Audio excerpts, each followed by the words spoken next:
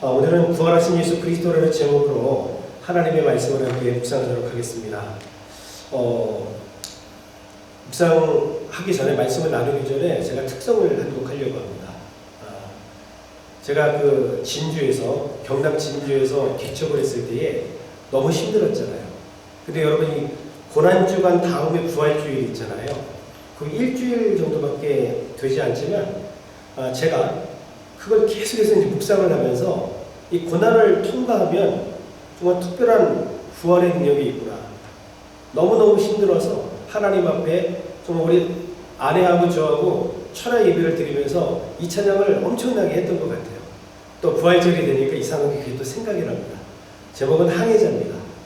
아마 저와 우리 모든 성도님들이 다 항해자일 것 같은데, 주님 나를 놓지 마시고 내 방향을 붙잡아 주시고 가르쳐 달라고 사모하는 마음으로 우리 함께 찬양하며 나아가도록 합시다.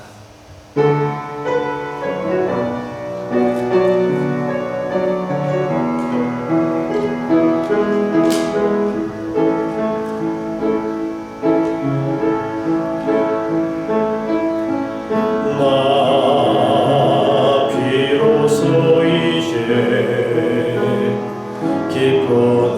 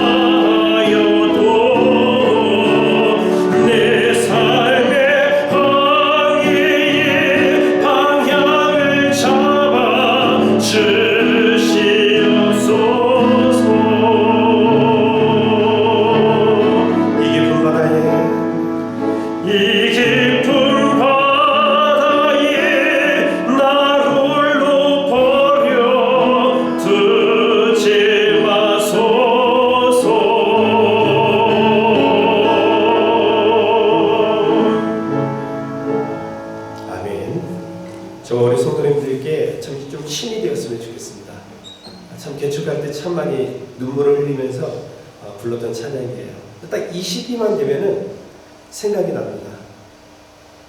고난 속에 있지만 반드시 부활을 온다. 다시 일어선다. 다시 부활한다. 이런 소망을 가지고 그렇게 사역했던 것 같은데 지금도 그 마음은 변치 않는 것 같습니다. 1884년도 갑신정변이 조선에서 일어났습니다. 그래서 그때 정세가 굉장히 불안하고 혼란스러웠습니다.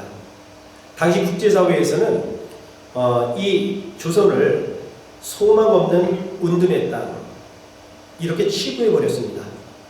자, 그런데 황무지이기 때문에 더욱더 복음이 증거되어야 된다고 믿었던 미국의 젊은 선교사들이 있었습니다. 그들이 누구냐면 언더우드와 아펜젤러입니다. 우리가 잘 알고 있죠?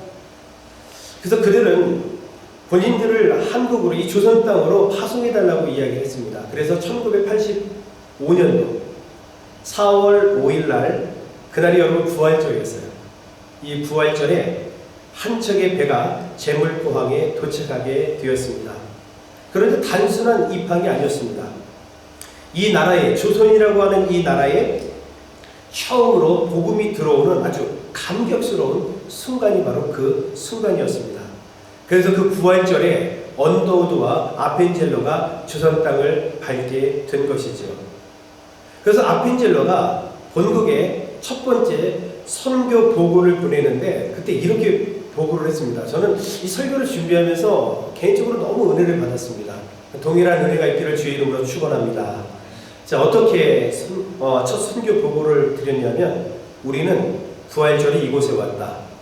그날 사망의 철장을 쳐부수고 부활하신 주님께서 조선의 결박을 끊어주시고 하나님의 자녀로 빛과 자유의 세계로 인도하여 주시기를 기도했다. 이렇게 첫 번째 선교 편지를 보냈다는 거죠.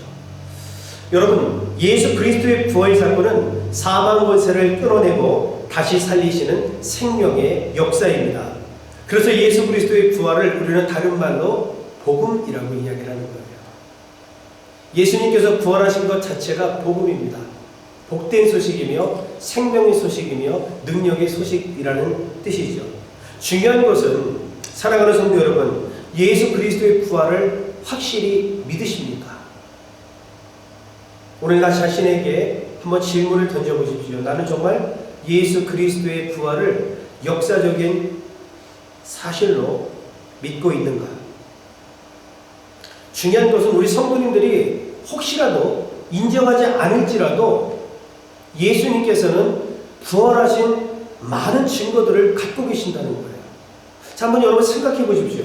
예수님께서 부활하셨다라고 하는 그 증거가 어떤 것들이 있을까요? 뭐 한 가지라도 한번 이야기를 한번 해보시죠. 예수님께서 부활하셨다고 하는 그 증거 어떤 것들이 있을까? 자, 아마 다 알고 계시지만 제가 답을 드리겠습니다. 그렇다고 여러분 너무 낙심하지는 마십시오. 이렇게 질문을 던지면 이렇게 겸손한 어린 양이 되시는데 뭐 그럴 필요는 없으십니다. 여러분, 고린도전서 15장을 우리는 부활장이라고 이야기를 하는데 그 안에 가면 적어도 500명 이상이 예수님께서 부활하신 모습을 보았다라고 성경은 말하고 있어요. 그것이 첫 번째 예수님이 부활하셨다라고 하는 증거입니다.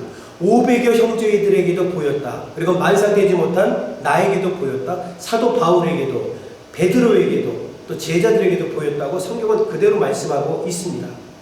그리고 두 번째, 예수님의 부활을 증거하던 11 제자들, 가룟 유다 빼고요, 11 제자들이 순교했거든요. 근데 이들이 여러분 처음부터 그렇게 예수님의 부활하심을 증거했던 사람들은 아닙니다. 예수님께서 잡히시는 그 날 어떻게 되었습니까? 그들은 다 뿔뿔이 흩어져 도망갔던 사람들인데 부활하신 예수님을 만나고 나서 이들이 변화되었습니다. 그래서 땅끝까지 이르러 그들이 복음을 증거하다 결국은 다 순교했던 모습을 우리가 보게 되는데, 이렇게 변화된 사건이야 바로 예수님이 부활하셨다는 증거다, 이렇게 본다는 거죠. 또 세 번째, 부활에 대한 예언의 성취. 구약에 대해서 여러분 쭉 구약에서는 예수님의 부활에 대한 예언의 메시지들이 있습니다. 그리고 그 예언의 성취가 이루어졌죠. 그리고 네 번째, 예수님이 아리마대 요셉의 무덤 속에 누우셨지만 빈 무덤이 되었다는 거죠. 그 빈 무덤이 예수님이 부활하셨다라는 증거입니다. 또한 제자들의 변화된 삶뿐만 아니라 안식일을 지키는 것이 아니라 우리는 지금 어떤 날을 지킵니까? 주일을 지키잖아요. 예수님이 언제 부활하셨어요? 주일에 부활하셨어요. 이것만으로도 예수님께서 부활하셨다는 증거다라는 것이죠. 여러분, 예수님의 부활은 신화나 설화가 아니라 역사적인 확실한 사실이다라고 성경은 분명히 말씀하고 있습니다. 그러니 우리는 예수님의 부활을 믿을 수밖에 없는 겁니다. 실제로 그렇게 부활했습니다. 그리고 오늘 본문의 말씀을 보니까 우리 예수님께서 부활하셔서 11 제자들을 만나러 지금 오신 장면이 본문에 기록이 되어 있습니다. 자, 우리 누가복음 24장 36절을 함께 읽어봅시다. 시작! 그들이 이런 이야기를 하고 있을 때에 예수께서 몸소 그들 가운데 들어서서 말씀하셨다. 너희에게 평화가 있어라. 아멘. 여러분, 오늘 이 36절 가운데 우리가 주목해야 될 단어가 있습니다. 그들이 이런 이야기를 하고 있었을 때에, 그들이 이런 이야기를 하고 있었을 때, 그럼 어떤 이야기를 여러분 하고 있었을까요? 자, 그 얘기는 엠마오로 가던 두 제자가 있었습니다. 예수님께서 십자가에 못 박혀 죽으니 실망해서 엠마오로 돌아가던 두 제자에게 누가 나타나셨어요? 그 길에 예수님께서 나타나셨습니다. 그리고 예수님을 만나고 그들이 하나님의 말씀을 깨닫고 그리고 가슴이 뜨거워지며 결국 예수님이시네 라는 것들을 깨닫게 된 이후에 다시 엠마오로 가던 길을 유턴해서 예루살렘으로 가서 남아있는 9명의 제자들을 만나서 지금 총 11명이 함께 모여서 예수님에 대한 이야기들을 지금 하고 있었던 거예요. 야, 내가 예수님을 만났어. 정말 예수님 살아계셔. 말씀대로 다시 부활하셨어. 라고 서로 이야기 나누고 있을 그 순간에 누가 오신 거예요? 부활하신 예수님이 오늘 오셨다라고 성경은 말씀을 하고 있습니다. 사랑하는 성도 여러분, 우리 주님은 어느 곳에 임하실까요? 언제 임하실까요? 마태복음 18장 20절 말씀을 보니까 두세 사람이 내 이름으로 모인 곳에 나는 그곳에 있다. 그렇게 말씀하셨습니다. 두세 사람이 내 이름으로 모여있는 자리에 거기에 내가 그들 가운데 있다고 주님께서 말씀하시면서 우리 주님은 예수 그리스도의 이름이 있는 그곳에, 예수 그리스도의 이름이 선포된 그곳에 임하신다고 분명히 말씀하고 있습니다. 그럼 질문을 던지겠습니다. 오늘 우리는 예수 그리스도 이름 앞에 모였는데 오늘 우리 안에 예수 그리스도가 계십니까? 안 계십니까? 여러분 계심을 믿으십니까? 아멘이 너무 작습니다. 지금 이 순간 우리 안에 함께 계심을 여러분 믿으십니까? 아멘. 주님은 오늘 이 시간 우리와 함께 계십니다. 왜냐하면 예수 그리스도의 이름이 지금 이 시간 선포되고 있기 때문에 주님은 이곳에 우리와 함께 계신 것입니다. 많은 사람들은 우리 예수님이 특별한 곳에 임하실 거야. 예를 들어서 뭐 대형교회라든가 아니면 특별한 기도원이라든가 아니면 특별한 능력이 있는 사람 근방에 혹시 임하지 않을까라고 생각하고 있지만 전혀 아니라는 것이죠. 예수님께서 임하시는 곳은 바로 예수 그리스도의 이름이 있는 곳, 예수 그리스도의 이름이 높임을 받고 예수 그리스도의 이름이 영광받는 그곳에 주님이 함께 하신다라고 성경은 분명히 말씀하고 있습니다. 그러므로 사랑하는 성도 여러분, 주님은 오늘 이곳에 우리와 함께 계시며 우리 가정 위에 함께 계시고 우리의 직장과 우리의 일도 가운데에도 주님이 우리 안에 계심을 믿으시기를 주의 이름으로 간절히 축원합니다. 부활하신 주님이 우리 가운데 오시면 여러분 이제부터 놀라운 일들이 벌어지게 되는 것입니다. 오늘 저는 그 부분을 두 가지 정도로 말씀을 나누고 싶은데요. 자, 다시 우리 36절을 다시 한번 읽겠습니다. 시작! 그들이 이런 이야기를 하고 있을 때에 예수께서 몸소 그들 가운데 들어서서 말씀하셨다. 너희에게 평화가 있어라. 아멘. 따라합시다. 너희에게 평화가 있어라. 아멘. 우리 옆 사람하고 인사합시다. 당신에게 샬롬이 있기를 원합니다. 샬롬. 이렇게. 네. 잘하셨는데 왜 막판에 샬롬 이걸 안 하십니까? 예, 샬롬. 예. 여러분, 부활하신 예수님께서 오셔서 우리 가운데 하시는 첫 번째 사역이 뭐냐면 샬롬에 대한 사역입니다. 우리 가운데에 위로와 평강을 주신다 성경은 분명히 말씀하고 있습니다. 여러분, 부활의 주님은 지금 절망하고 패배감에 빠져있는 제자들을 만나셔서 위로하셨습니다. 엠마오로 가던 두 제자를 그렇게 우리 예수님께서는 위로해 주셨죠.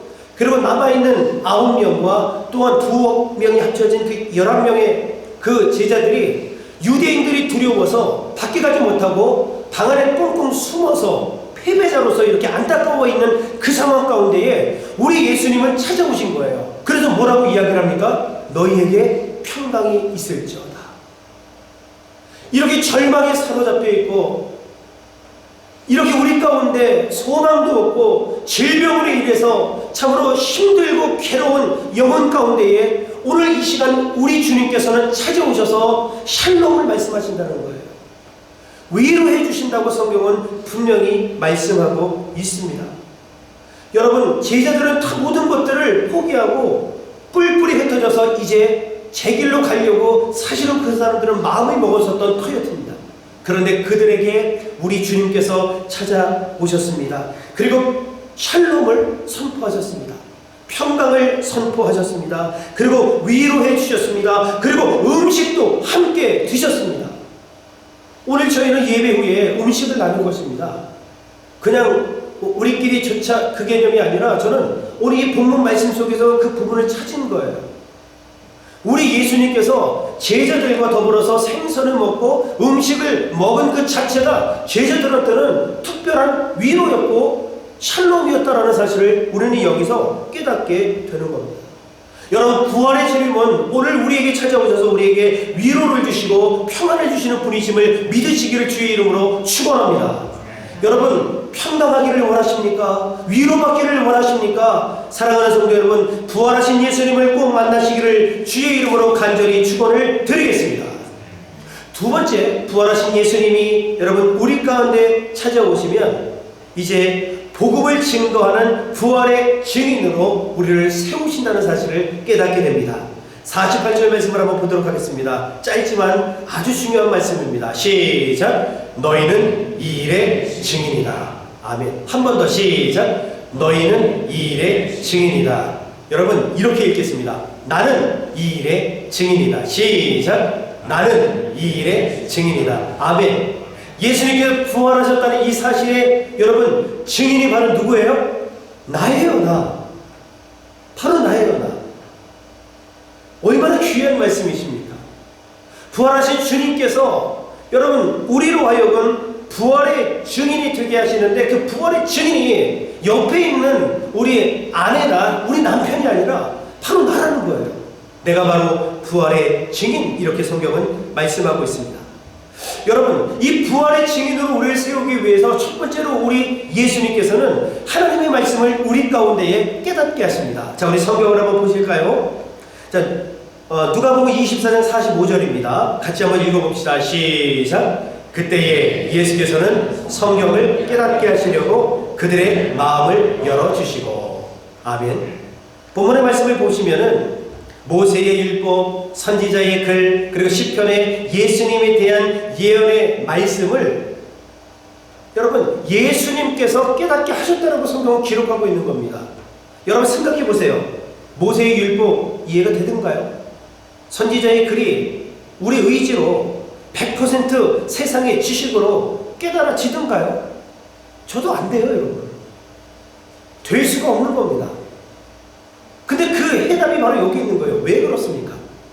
우리가 세상 지식이나 내가 알고 있는 아주 짧은 지식으로 하나님의 말씀을 깨달을 수 없어요. 오늘 본문의 말씀을 보니까 여러분 이 말씀은 수동태로 기록되어 있어요. 수동태로. 그러니까 능동적으로 내가 하는 것이 아니라 수동적으로 누군가 나에게 깨닫게 해주셔야 되는데 그분이 바로 누구냐면 예수 그리스도라는 거예요. 예수님께서는 우리를 부활의 증인으로 삼기 위해서 먼저 하나님의 말씀을 깨닫게 하신다라고 성경은 말씀하고 있는 겁니다. 주님은 우리의 영혼을 열어주시고 하나님의 말씀을 깨닫게 해주신다라는 거예요. 그러니까 모세의 율법이 이해가 되는 겁니다. 선지자의 글이 이해가 되는 겁니다. 시편에 기록된 말씀이 예수님을 향한 말씀인 것을 예수께서 깨닫게 해주시니까 알게 되는 거예요. 그리고 그 복음을 들고 그 예수 그리스도 그 복음을 들고 우리가 부활의 증인으로 나아갈 수 있다라고 성경은 분명히 말씀하고 있습니다. 여러분, 복음이 그럼 무엇입니까? 복음은 바로 구약에서 말하고 있는 예수 그리스도, 그분이 바로 복음인 겁니다. 구약에서 다른 말 하지 않습니다.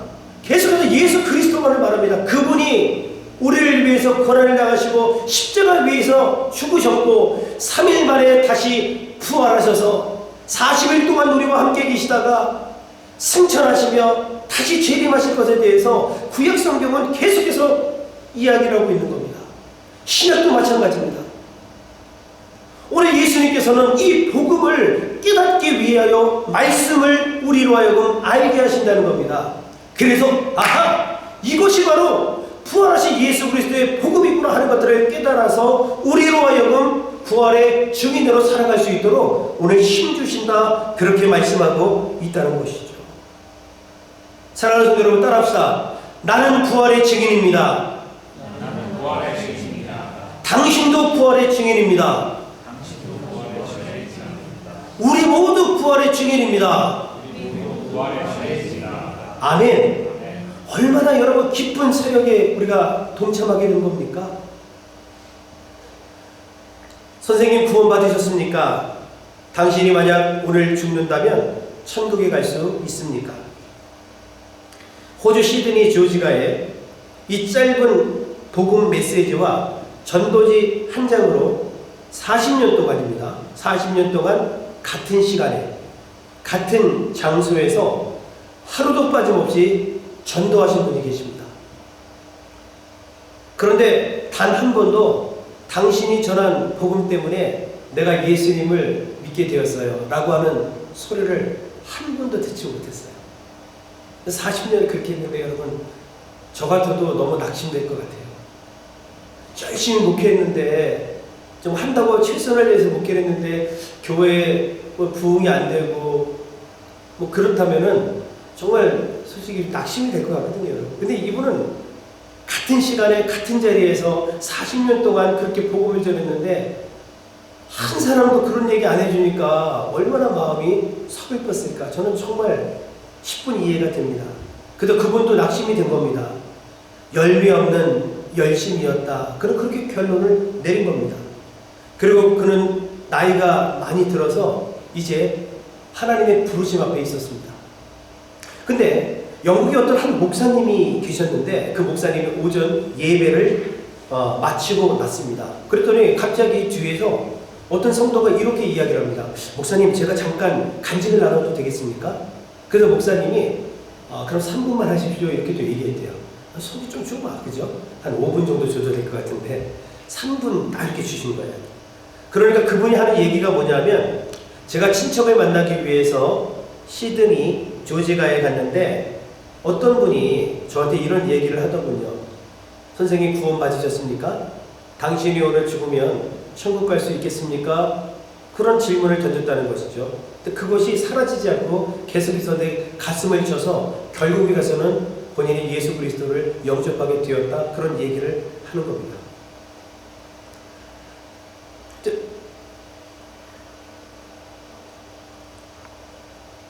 너무 이제 은혜로운 이제 간증을 듣고 이분이 이제 LA 가서 이제 또 복음을 전할 기회가 있었는데, 그 LA에서 복음을 증거했는데 예배 끝나고 나서 2분 정도가 또 와서 그 얘기를 또 하시더라는 거예요. 여러분, 이거 놀라운 일 아닙니까?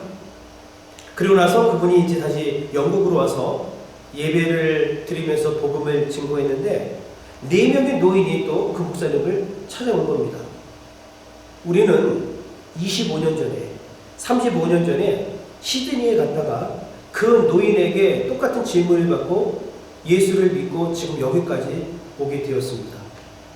자, 이뿐만이 아닙니다. 캐러비안 선교 대회라는 것이 있었는데 그곳에도 이제 간증을 나누고 있었습니다. 그런데 또 끝나고 나서 3명의 선교사들이 또 찾아왔습니다. 그러면서 그분들이 하는 얘기가, 우리가 15년 전에 그리고 25년 전에 당신 예수님을 영접했습니까? 당신 구원받았습니까? 그 질문 때문에 그들이 구원을 받았다, 그런 이야기를 여러분 하는 겁니다.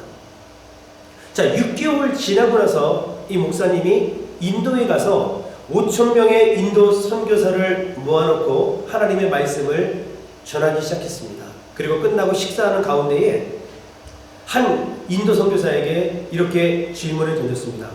어떻게 크리스찬이 되었습니까? 그렇게 질문을 던졌더니 그분이 이렇게 얘기를 합니다. 제가 시드니 외교관으로 있었을 때에 아이들 때문에 장난감을 사려고 이제 선물 사러 막 갔는데 어떤 노신사가 나에게 찾아와서 이렇게 얘기를 했습니다.